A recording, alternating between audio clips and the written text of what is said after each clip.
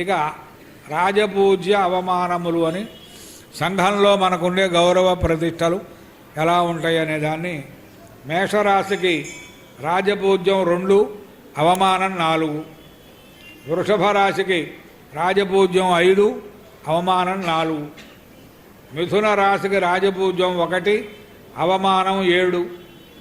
కర్కాటక రాశికి 4 రాజపూజ్యం 7 అవమానం. సింహరాశికి 7 రాజపూజ్యం 7 అవమానం. కన్యా రాశికి 3 రాజపూజ్యం 3 అవమానం. తులారాశికి 6 రాజపూజ్యం 3 అవమానం.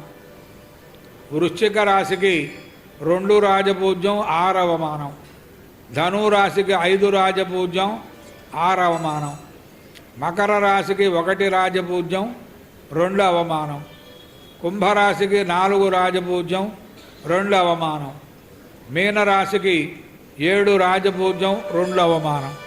ఈ ప్రకారంగా సంఘంలో మనకుండే గౌరవ ప్రతిష్టలు ఎట్లా ఉంటాయి అనే దాన్ని దీన్ని బట్టి మనం బేరీజు వేసుకోవచ్చు.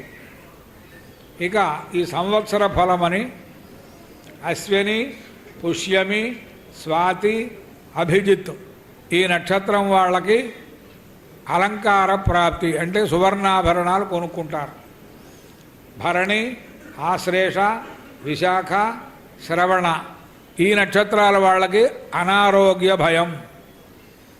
కృత్తిక, మఘ, అనురాధ, ధనిష్ఠానం ఈ నక్షత్రాలకు మంచి ఆరోగ్యం కలిగి హెల్తీగా ఉంటారన్నమాట. రోహిణి, పూర్వ ఫల్గుని, జ్యేష్ఠ, శతభిషక్ నక్షత్రం వాళ్ళకి అర్థలాభ ధనప్రాప్తి జరుగుతుంది. మృగశిర, ఉత్తర ఫల్గుని, మూల, పూర్వాభాద్ర నక్షత్రం వాళ్లకు మనస్తాప మానసిక అశాంతులు అలజడులు ఉంటవి.